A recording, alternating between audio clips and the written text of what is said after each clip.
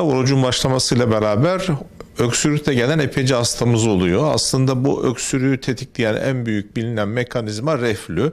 Çünkü Ramazan'da özellikle sahur yemeği gecenin geç vaktinde yeniliyor ve sahurdan sonra hemen yatılıyor. Yatıldıktan sonra da reflü mekanizması tetiklenmiş oluyor. Normalde biz yemek yerken, içerken yediğimiz gıdalar yemek borusundan mideye doğru, aşağı doğru iner. Ama tersi olmaz. Yani mideden yemek borusuna doğru böyle bir geri kaçış olmaz.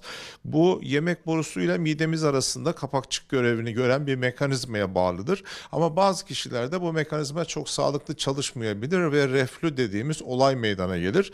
Reflü demek mide asitinin aslında yemek borusuna doğru, geriye doğru kaçması. O asit orada tahrişe neden olur. Bu da özefagusta, yemek borusunda yaralara, ülsere sebep olabilir. Ağrılar yapabilir. Midede yanma, ekşime, şişkinlik gibi şikayetlere yol açabilir. Zaman zaman ağzıma ekşi su geliyor, acı su geliyor şeklinde yakınmalar olabilir. En önemlisi de bizi ilgilendiren tarafı da öksürük. Kronik öksürük en önemli, en sık gördüğümüz nedenlerinden bir tanesidir. Faranjite yol açabilir. İşte Ramazan'da gerek sahurda gerek de akşam işte sahur yapmayanlar da gece yemek yiyerek yatıyorlar. Tok karnına yatıldığında, dolu mideyle yatıldığında, yatay pozisyona geldiğinde reflü artmış oluyor. Çünkü yemekten sonra 2-3 saat geçmeden reflüsü olan kişilerin yatmaması lazım. Çünkü yatar pozisyonda kaçak çok daha kolay oluyor. Kapak çalışmıyor.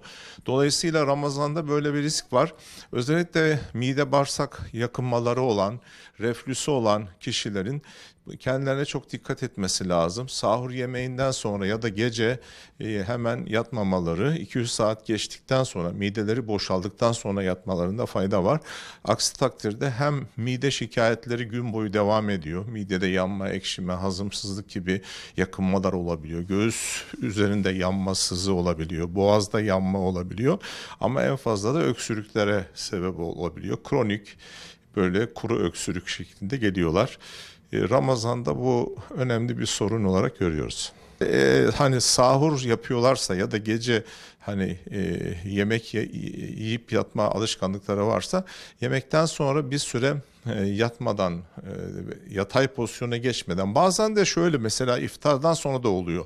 Uyumasa bile iftardan sonra yemeğin verdiği bir rehavetle yarı oturur vaziyette yatar vaziyette televizyon izleyebiliyor veya o şekilde bulunabiliyor. Bu postür de aynı şekilde reflüye yol açıyor. Burada esas olan şey uyumak değil, yatar pozisyona gelmek. 200 saat geçmeden yemekten sonra bunu yapmamak lazım. Aslında hepimiz için bu önemli. Bir de şuna dikkat edilebilir. Sahurda olsun, gece olsun böyle çok ağır yemekler yememek lazım.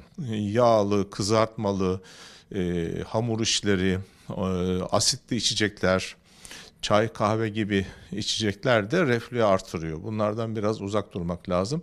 Hafif yemek lazım, az yemek lazım ve yedikten sonra 200 saat yatmamak gerekiyor.